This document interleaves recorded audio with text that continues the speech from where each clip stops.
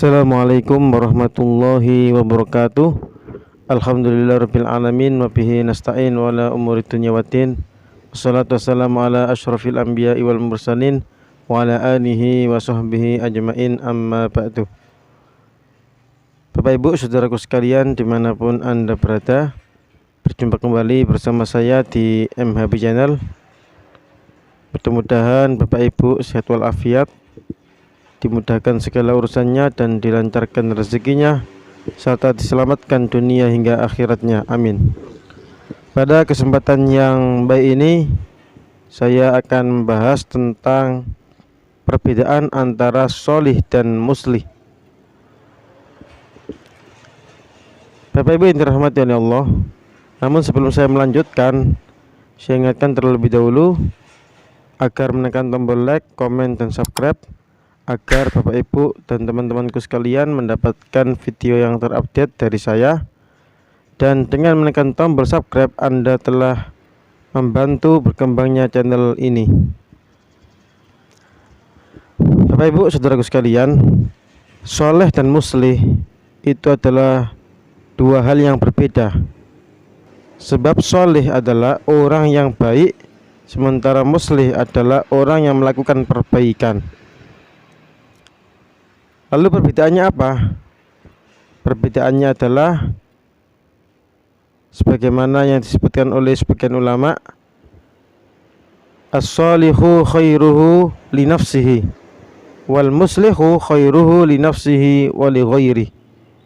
Orang yang sholih atau orang yang baik itu kebaikannya hanya untuk dirinya sendiri. Wal muslih, sementara orang yang muslih adalah orang yang kebaikannya untuk dirinya juga untuk orang lain. Saya ulang lagi, as-sholihu khairuhu li nafsihi wal muslihu khairuhu li nafsihi wa li ghairi.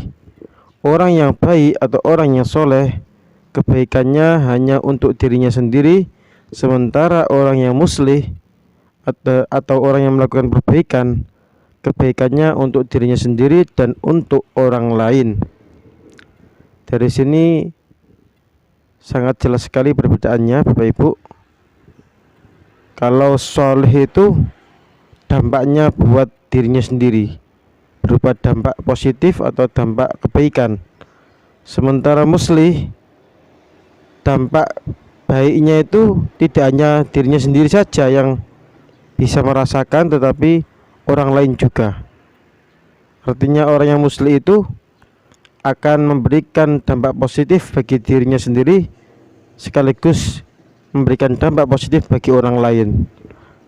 Agar mempermudah Bapak Ibu memahami soleh dan muslih, maka saya akan sampaikan beberapa contoh orang yang soleh dan orang yang muslih.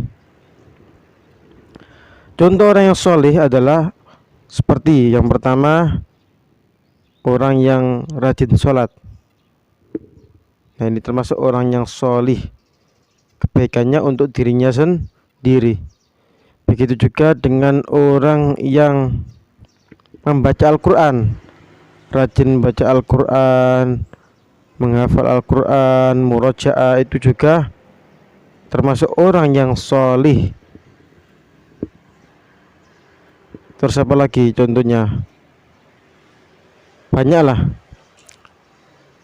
Itu adalah contoh kecil dari orang yang solih, yaitu orang yang rajin sholatnya atau rajin membaca Al-Quran. Kalau muslih, itu contohnya adalah di samping dia sholat, dia juga mengajak orang lain untuk sholat, gitu. Orang yang muslih itu di samping menjalankan sholat, dia juga menyuruh orang lain sholat, seperti guru atau ustadz atau murabbi dan lain sebagainya. Contoh muslih lagi adalah dia rajin membaca Al-Quran, sekaligus menyuruh orang lain untuk membaca Al-Quran, ya, seperti guru tahfidzul Quran, guru ngaji dan lain sebagainya. Itu adalah muslih. Intinya Bapak Ibu, kalau Anda ingin menjadi orang yang bermanfaat untuk orang lain, sebagaimana sabda Rasulullah SAW, khairun nas anfa'uhum linnas, maka jangan mencukupkan diri Anda sebagai orang yang solih, tetapi Anda harus menjadi orang yang muslih, yaitu orang yang baik untuk dirinya sendiri serta baik bagi orang lain. Cuman konsekuensinya sangat besar Bapak Ibu. Orang yang solih itu nggak ada konsekuensinya, nggak ada tantangannya. Orang yang solih, maksud saya apa? Orang yang soleh atau orang yang baik untuk dirinya sendiri tidak akan mendapatkan tantangan ataupun ancaman, sebab dia melakukan kebaikan untuk dirinya sendiri. Berbeda dengan muslih. Orang yang muslih akan mendapatkan tantangan bahkan ancaman. Contohnya seperti apa? Seperti Rasulullah Shallallahu Alaihi Wasallam.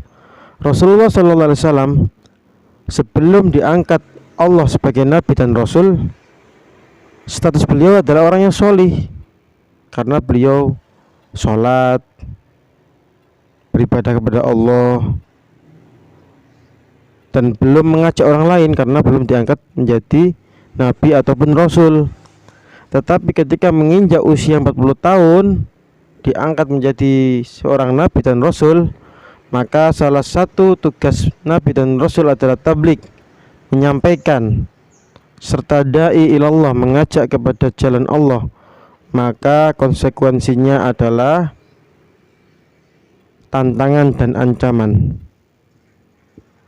Jadi intinya, orang yang muslih itu akan menghadapi resiko atau konsekuensi yang sangat berat, tetapi pahalanya sangat besar sekali. Dan itu yang dialami oleh Rasulullah SAW.